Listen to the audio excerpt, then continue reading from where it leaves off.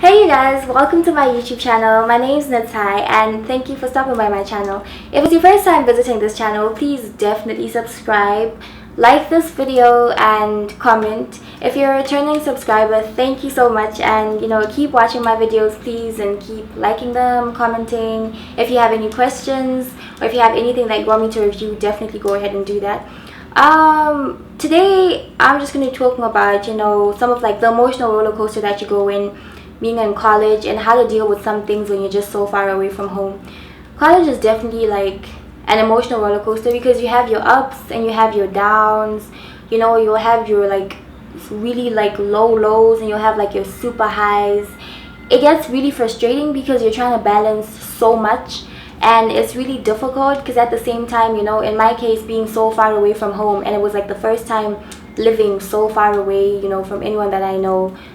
From going from a place where I'd step out of the house and I'd have people oh hi Natai, hi, how's this going, to literally stepping outside of the house and it's I'm in a completely different surrounding and I don't know anyone. It gets really frustrating, and in the beginning, I know after class, what I'd do before I even knew that many people, I would just go back to my apartment because I had nowhere to go, and I'll just sit and stare outside of my room because kind of what I'm doing right now, because I have this beautiful view, and even before I lived on the 6th floor, I still had a really good view. So that's all pretty much I do.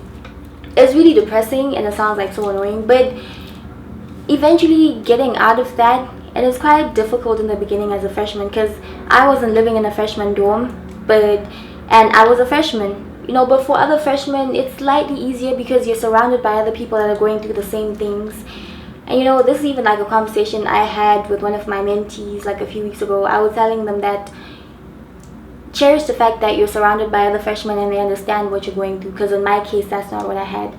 But to sort of get out of that rut, what I had to do was start introducing myself to people and start meeting people. And though it seemed kind of crazy in the beginning, but sitting in class, if I sat next to someone, I'd be hi, my name's Natai, oh, what's your name? And it's something that helped out because I got to meet a lot of people through that, even if it was meeting somebody once off, but I had made a friend. And secondly, making friends with the people in my major, because we had squad, we had a squad, and we called ourselves squad, and we thought we were so cool, just a whole bunch of nerdy kids all strolling out together. We'd go play frisbee together, but that's all later on. It's people, making friends kind of helped me get out of that whole thing and not feeling alone, because there will be times where it's oh my gosh, I have no one to talk to at the moment, and I try to call my mom, but it's really late at the time because of the time zones, and it's no one to talk to, or you try to reach out to your friends. But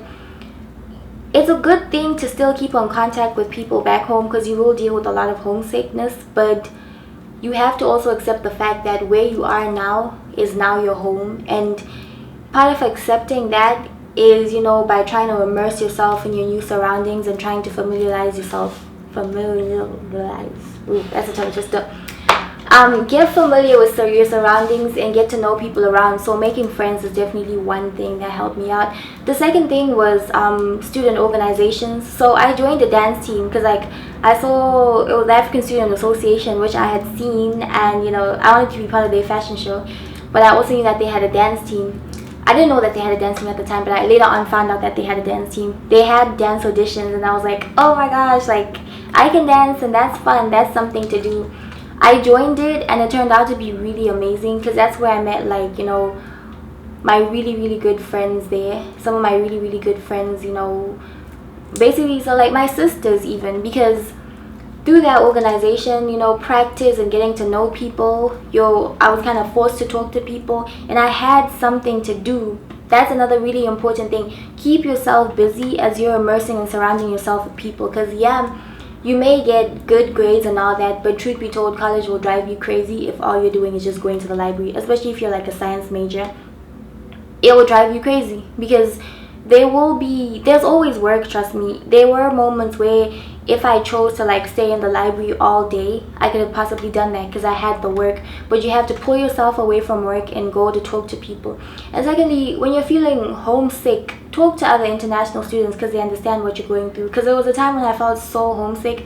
I posted in like the SA group me and I was like, well, how do you guys deal with homesickness? And one of the girls there was also like an international student. She was also my dance coordinator at the time. She said, oh well, what I do is I try to talk to people back home as much like often, and also just like all the friends that I have here, I tell them how things are going and I'll be like, oh, you know, I'm feeling really homesick, and like you have someone to talk to.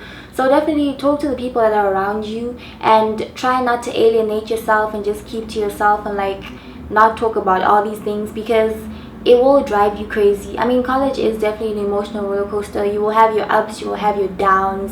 I've had my times when I'm crying over grades. I've had my ups when I'm so excited because grades came out right, or like you're excited because you're going somewhere, or you just found something, or you meet like a celebrity somewhere down the street. Because it's like, you know, Peachtree and Atlanta being such like a hub, there's so many people out here, you just bump into people. The other day they were filming Being Mary Jane just down the road from my apartment, and I missed her by just like a little bit. Literally, she had just like driven off by the time we got onto the set to go see her.